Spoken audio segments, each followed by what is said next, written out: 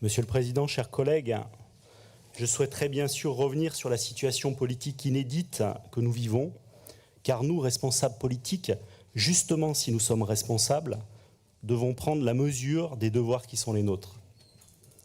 Les scores réalisés par l'extrême droite et la dissolution soudaine pour de nouvelles élections, 3 semaines après, décidées par le Président de la République, sont une déflagration pour notre démocratie.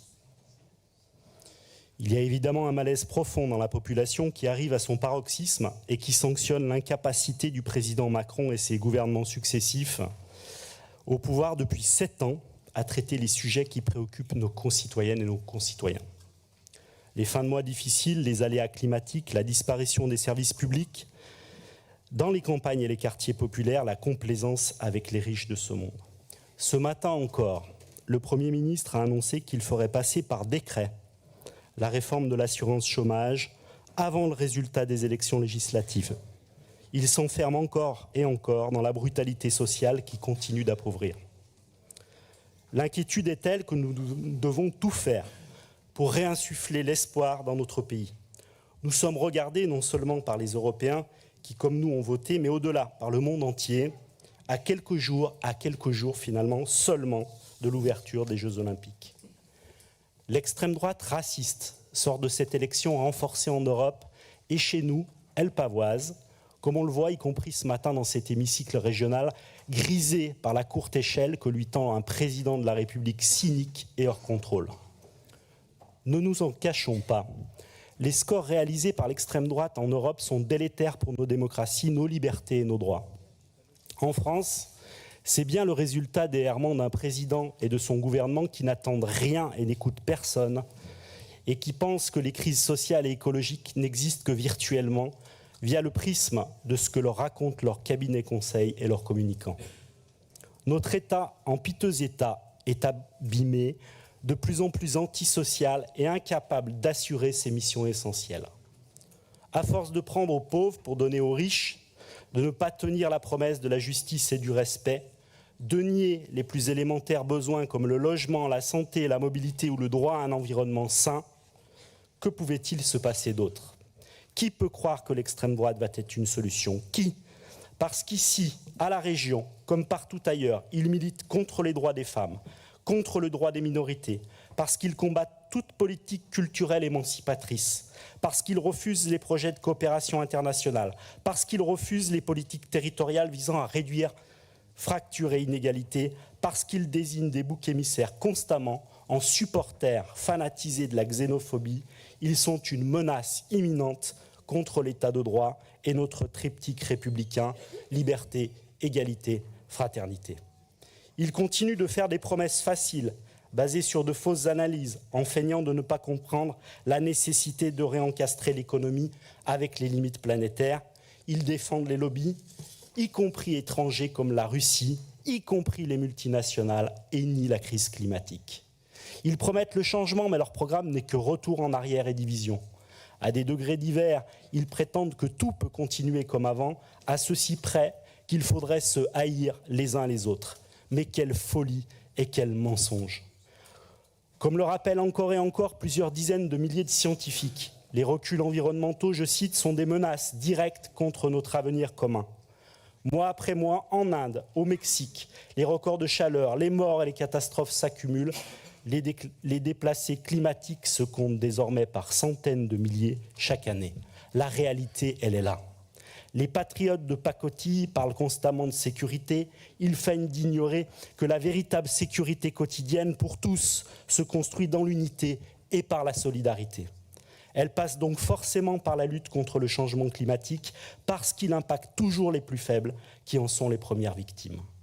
À Saintes, cet hiver et bien dans d'autres endroits, inondations successives et désespérantes pour les habitantes et les habitants.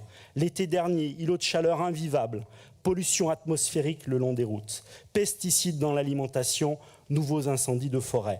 Oui, la crise climatique, comme celle de la biodiversité, ce sont des crises sociales. L'extrême droite, chers collègues, c'est comme le dérèglement climatique, un fléau qui frappe d'abord les plus précaires. Le président Macron et son camp ont choisi de dialoguer avec eux, leur offrant même des vice-présidences à l'Assemblée nationale, en réduisant le débat politique à un affrontement entre le président et le clan Le Pen, il porte une immense responsabilité sur la situation actuelle. La réalité crue est là, chers collègues. Au lieu d'incarner le rempart contre leurs idées rétrogrades et nauséabondes, ils en ont été le carburant à travers nombre de leurs réformes, comme la loi immigration. Les macronistes s'effondrent aujourd'hui à travers un vote sanction clairement exprimé aux élections européennes. La dissolution, course désespérée et pari politique inflammable s'assimilent clairement au syndrome Hindenburg en 1933. Jouer avec l'extrême droite pour espérer un rebond hypothétique est extrêmement risqué, cynique et dangereux, au mieux pathétique, au pire totalement irresponsable.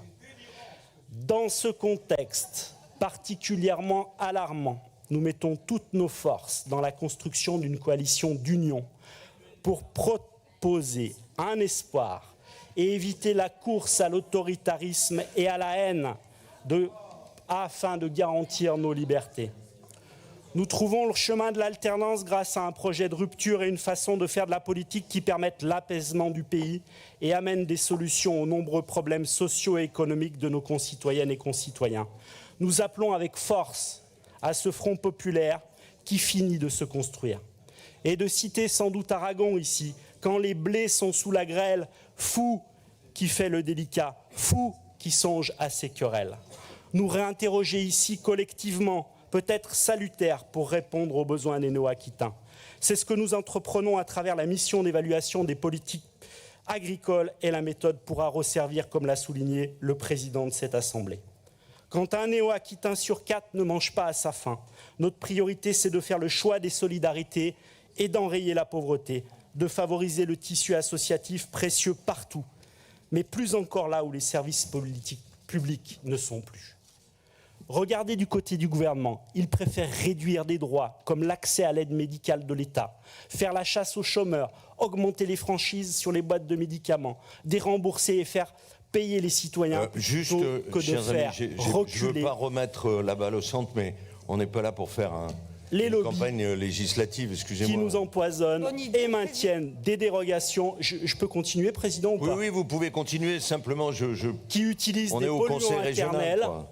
Nous sommes au Conseil régional, mais il est évident que sans doute il n'y a aucun rapport entre le Conseil régional et puis les politiques nationales. Président, un peu de sérieux.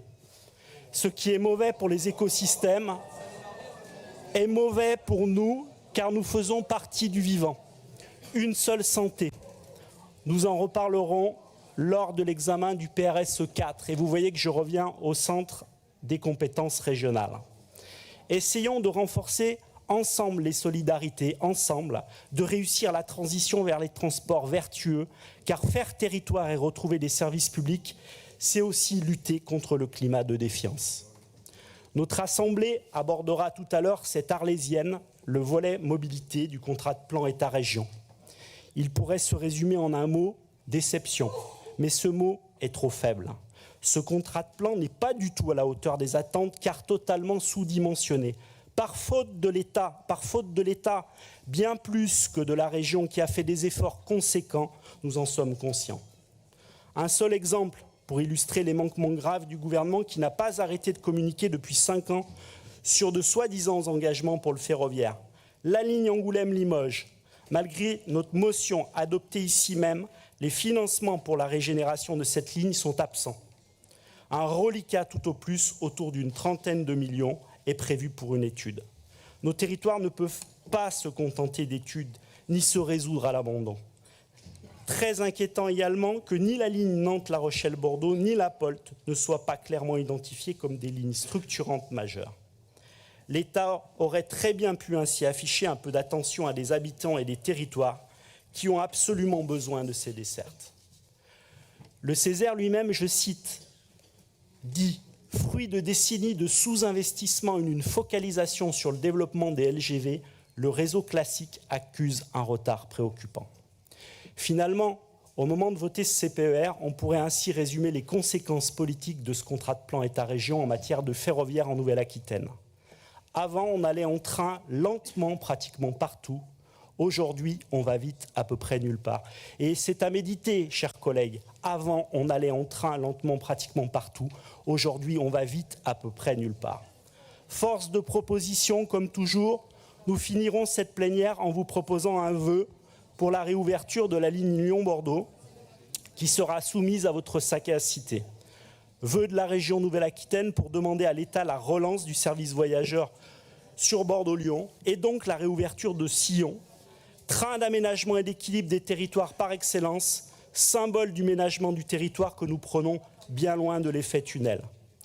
Ce n'est peut-être pas le grand soir, mais à coup sûr un des milliers de petits matins que nous appelons de nos vœux pour réconcilier les citoyens et la République par la justice sociale, pour la dignité de chacune et de chacun. Je vous remercie.